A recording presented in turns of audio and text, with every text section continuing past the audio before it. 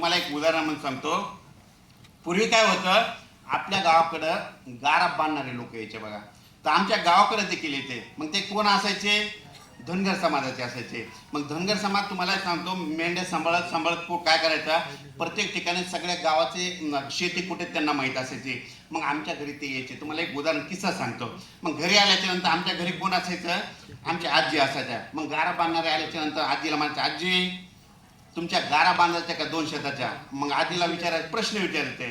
आजीला म्हणायचे तुमच्याकडे शेती किती आहे? आजी म्हणायचे 20 एकर. मग ते काय म्हणायचे, आजी तुमची खडकाची जमीन किती आहे? आजी म्हणायचे 10 एकर इकडं, आणि काळीची जमीन 10 एकर इकडं. मग त्या आजीला म्हणायचे, आजी तुमच्या त्या काळ्या जमिनीच्या मी गारा बांधून टाकतो मंत्र्यानं. आजीला वाटायचं काळ्या जमिनीच्या गारा पडणं म्हणजे नुकसान आहे. मग बांधतात म्हणलं चांगलं आहे. मग आजी म्हणायचे हो. आम्ही छोटे छोटे असताना काय करायचं, तांब्याच्या तांब्यामध्ये ते पाणी आणावं लावायचं. मग पाणी आणल्याच्या नंतर हातात पाणी घ्यायचं, मंत्र म्हणायचा, आणि त्या काळ्या जमिनीकडे फेकायचा. आजीला म्हणायचं, आजी तुमच्या ह्या काळ्या जमिनीच्या मी गारा बांधून टाकल्या, आणि तो लगेच निघून जायचा. गेल्याच्या नंतर काकूला म्हणायचं, काकू त्यांनी आपल्या काळ्या जमिनीच्या गारा बांधल्या आणि खडकाच्या बांधल्या नाही. मग तुम्हाला एक सांगतो, ह्या 15 वर्षामध्ये काय झालं, मी ज्यावेळेस गारपिटीवर अभ्यास करत होतो, अभ्यास करत असताना काय झालं, महाराष्ट्रामध्ये ज्या ज्या ठिकाणी 50 ठिकाणी गारपीट झाली, तिथं गेल्याच्या नंतर डोंगरावर गारपीट झाली आणि काळ्या जमिनी झाली.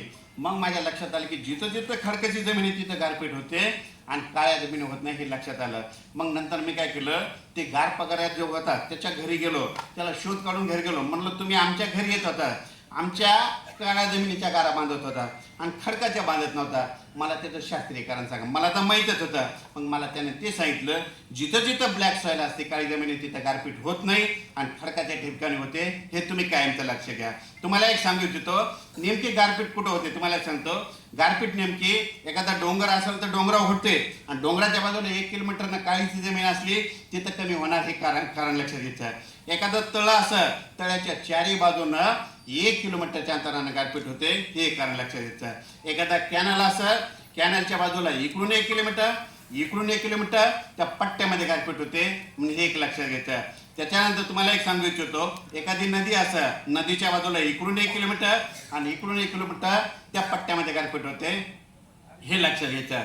विज्ञानाच्या भाषेत सांगायचं झालं तर गारा पडण्यासाठी 2 गोष्टी लागतात. एक तर हवा उंच जायला हवे आणि त्या हवेमध्ये बाष्पाचं प्रमाण असायला हवं.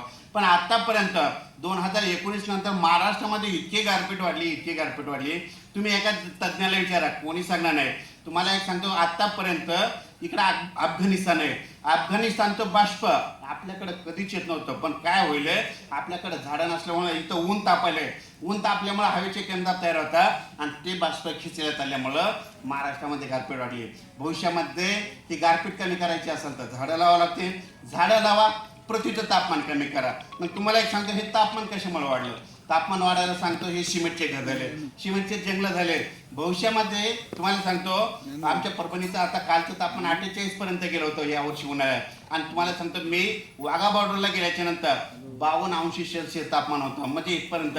भविष्यात काही म्हणजे आणखी 2-3 वर्ष 25, 26, 27 नंतर तुमचं नगर जिल्हा देखील 49-50 देखील पार करणार आहे. पण हे कमी करायचं असेल तर झाडे लावा लागते, झाडं लावा आणि पृथ्वीचं तापमान कमी करा. हे तापमान वाढल्यामुळे काय झालं, पाऊस वाढला, एक चांगली गोष्ट झाली, पण त्याच्यासोबत तुम्हाला सांगतो गारपीट वाढली, मुसळधार पाऊस वाढला, या सगळ्या गोष्टी वाढल्या. म्हणजे हे तुम्हाला सांगतो, म्हणून म्हणतो झाडं लावा आणि या पृथ्वीचं तापमान कमी करा. हे करत असताना विषयाकडे थोडा विषयाकडे वेगळा होतो. आता तुम्हाला एक सांगतो, या ठिकाणी ऊसावाली शेतकरी असेल, ऊसावाले आहेत ना शेतकरी, यापुढं ऊस किती टन होणार आहे कोणाला विचारू नका. म्हणजे इतका अभ्यास केला की सगळ्या गोष्टी, तर किती टन होणार आहे आपल्या शेतामध्ये, 1 एकर ऊस आहे आणि किती टन होणार आहे कोणालाच विचारायचं नाही, शेजाऱ्याला नाही. एक सोपं गणित सांगतो, यावर्षी तुमचा ऊस गेल्याच्या नंतर तुमच्या ऊसाला सरासरी कांडे किती होते? 32 होते, तुमच्याला 18. तर यापुढे काय करा, तर जर तुमच्या 1 एकर ऊस केला आणि तुमच्या ऊसाला हे सर म्हणतात 32 कांडे होते, तर या 32ला काय करायचं, 2 न गुणायचं. तुमच्या ऊसाला 10 कांडे असलं त्याला 2 न गुणायचं, 1 कांडा असलं त्याला 2 न गुणायचं, 15 कांडे असलं 2 न गुणायचं. यांच्या ऊसाला 32 कांडे होते, 32 गुणिले 2 म्हणजे 64 टनाचा उतार आला. किती आला? 465 तालाचं. हे गणित लक्षात घ्यायचं. 10 कांडे असले तर तुम्हाला विष्टानाचा उताराला, ही गोष्ट लक्षात येते. यापुढे आणखीन एक तुम्हाला सांगतो. तुम्ही गहू करतात, गहू करणारा एखादी शेतकरी असेल तर सांगा सरपंच कोणी, तर गहू किती क्विंटल होणार आहे कोणाला विचारू नका. एक सोपं गणित सांगतो. या वर्षी तुमच्या गव्हाच्या ओंबीमध्ये किती गहू निघत होते कोणी सांगेल का? किती? 52. यांच्या गव्हाच्या ओंबीमध्ये 52 गहू निघत होते. यापुढे आपल्या शेतामध्ये गहू किती क्विंटल होणार आहे कोणालाच विचारायचे गरज नाही. एक सोपा गणित सांगतो. काय करायचं, तुमच्या गव्हाच्या ओंबीमध्ये 3 गहू असले तर 1 क्विंटल गहू होणार. मग यांच्याकडे 52 होते, मग 52ला 3 न भागा, म्हणजे 15 ते 50, 16 ते 18, 17 ते 21, 16-17 क्विंटलचा उतार आला असेल. किती आला उतार? ही गोष्ट लक्षात, म्हणजे कितना काय करायचं हे लक्षात येतं. त्याच्यानंतर सोयाबीनचे शेतकरी असं, यापुढे कोणाला सोयाबीन किती क्विंटल होणार आहे कोणालाच विचारू नका. आपल्याला आडतीतून किती उचल करायची एक सोपं सांगतो. म्हणजे सोयाबीन किती क्विंटल होणार आहे 1 एकरमध्ये कोणालाच विचारतो. एक सोपं काही सांगतो. यावर्षी तुमच्या सोयाबीनला गेल्या वर्षी सरासरी शेंगा किती होत्या? सरासरी एका झाडाला यांच्या 90 होत्या. तर तुम्हाला हे सांगतो, यापुढे एक गोष्ट लक्षात घ्या. सोयाबीनच्या झाडाला समजा या आता किती क्विंटल होणार आहे हे कोणालाच विचारत नाही. काय करायचं, शेतात जायचं, 3 झाडं उपटायचे, एका झाडाला 80, एकाला 90 आणि एकाला 100 असल्या, हे मधलं पकडायचं. इथं सरपंच म्हणतात त्यांच्या याला 90 होत्या. मग तुम्हाला सांगतो, सोयाबीनमध्ये 6 शेंगा सोयाबीनला असल्या तर 1 क्विंटल सोयाबीन होते. किती होते? 1 क्विंटल. मग 90ला 6 ना बघा, मग 60, 60 पुन्हा 40 राहिले, 6-7 ते 60 16-17 क्विंटलचा उतार आला. किती आला उतार तुम्हाला?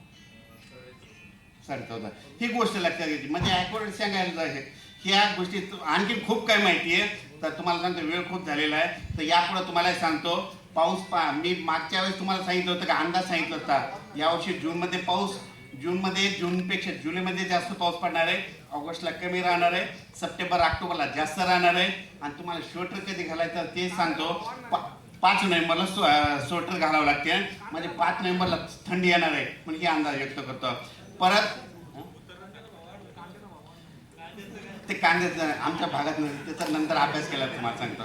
तर या ठिकाणी परत सांगतो, भविष्यामध्ये विजेपासून गारपिटीपासून भविष्यात तुमचं कदापि नुकसान होऊ देणार नाही. वेळोवेळी अंदाज देत जाईल आणि तुमचं मात्र नुकसान वाटत जाईल. या ठिकाणी थांबतो. जय हिंद, जय महाराष्ट्र. धन्यवाद.